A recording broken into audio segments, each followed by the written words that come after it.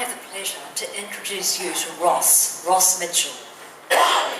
Ross has worked in the cleaning and support services for the past 23 years, during which time he has been the business development manager, the operations manager, and the general manager of a number of cleaning contractors.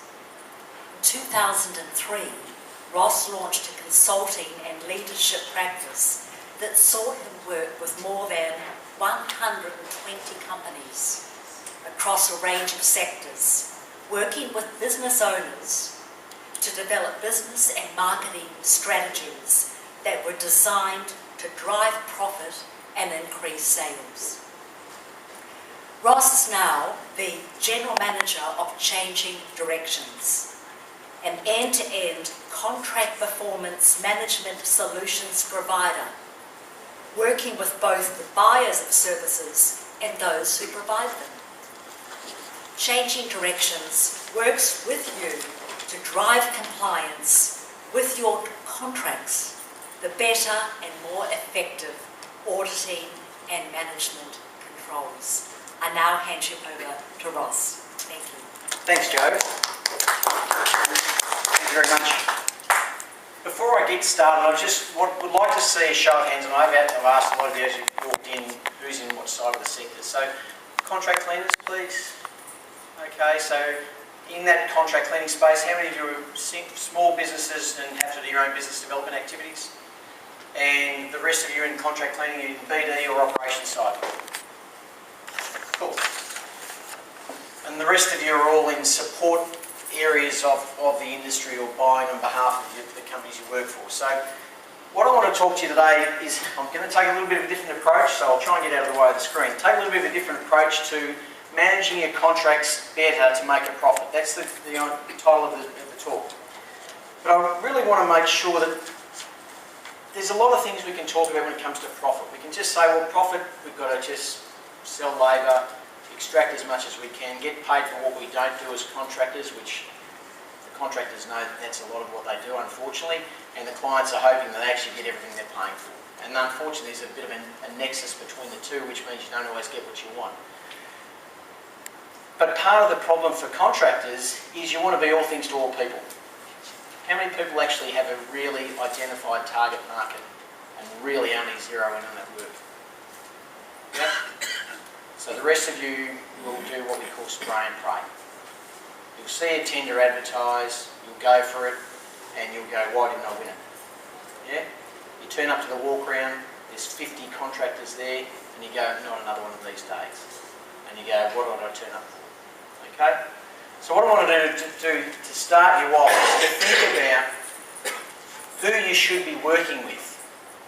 And you might be wondering why I'm wearing a shirt with a zebra on it. I found it in Hobart in Salamanca Markets one Saturday morning when I was doing a presentation that afternoon, so it just fitted in nicely with this presentation. So, in terms of making a profit, there's 4 things you really need to know. You need to know that who your market is.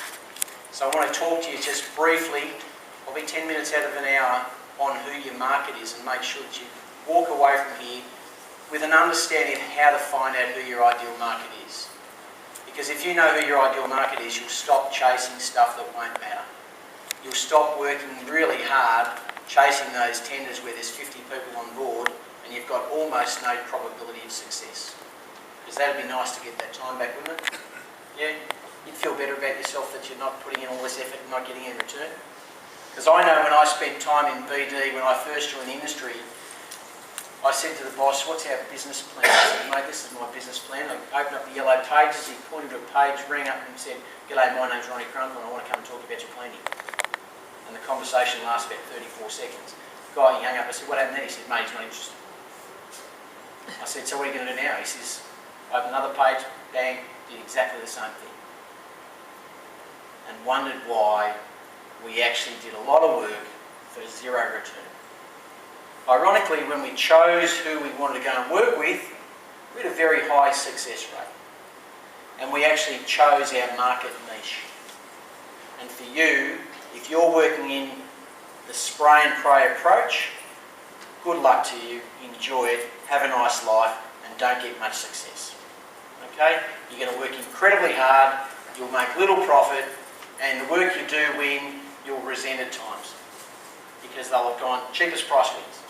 Because that's what you know, isn't it? You know cheapest price always wins. I'm about to change that thinking for you and change it and dispel that myth. The tender document will give you a chance to win the bid, and it's a starting point. It's not the end point. But if you don't do a good job with the tender document, you've got virtually no chance of getting to the table. We yesterday, as Changing Directions, working with one of our clients, interviewed 5 tenderers out of 14. 14 companies originally submitted expression interest selectively. 9 got to tender, 5 got to interview. The thing that got them to the fact of the interview was their documents in all 5 instances were exceptional. Exceptional, and they addressed the criteria. And it's only a starting point. As those 5 companies know out of yesterday, there's still a little bit more to be done. Management and leadership are very different. I'm going to talk about management and leadership and give you some distinctions. The Ross Mitchell version of what management is versus leadership. Take it or leave it. It's not the perfect world. It's my truth. It may not be yours. And that, surprise, surprise, labour management is only part of the equation in profitability in cleaning contracts.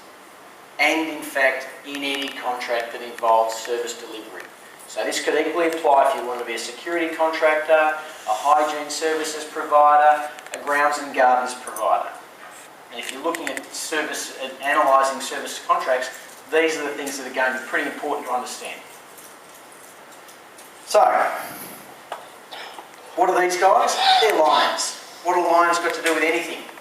What have lions and zebras got to do with each other? Think about this. A pride of lions needs about 1 tonne of meat each week to eat. That's a lot. 1 tonne. And they live in the jungles and in the savannas, and it's 50 degrees, it's really hot, and it's dry. There's not a lot of water around, and they still need to eat a tonne of meat each week. Come rain, hail or shine. And they've worked out that chasing these guys around doesn't make a lot of sense. They're smart. Lions are smart. They've worked that out. Chasing pigs around, which weigh somewhere between 20 and 50 kilos, when we need 1,000 kilos each week, doesn't make a lot of sense. Because they need to make between 20 and 50 kills each week. A bit like a cleaning contract. Yeah? So as cleaning contractors, we go, we've got all these bills to pay. So we need all this work to pay for it. So we better go and chase and chase and chase.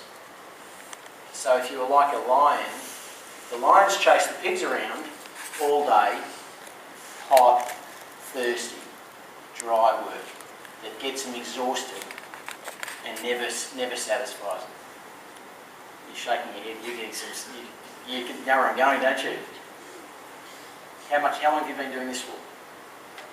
Very short time, 2.5 months. Okay, 2.5 months. Well, you're going to save a lot of time and effort after this today, because you're going to stop doing chasing the pigs. Okay? Lions are really smart. They worked out that these guys weigh, do I just knock that off? Sorry about that. They weigh between 350 and 750 kilos. So they now only need, I'll just leave that sit. They only now need 2 or 3 kills a week to keep themselves satisfied. Who is your zebra? What does your business need? I'm going to sort that out.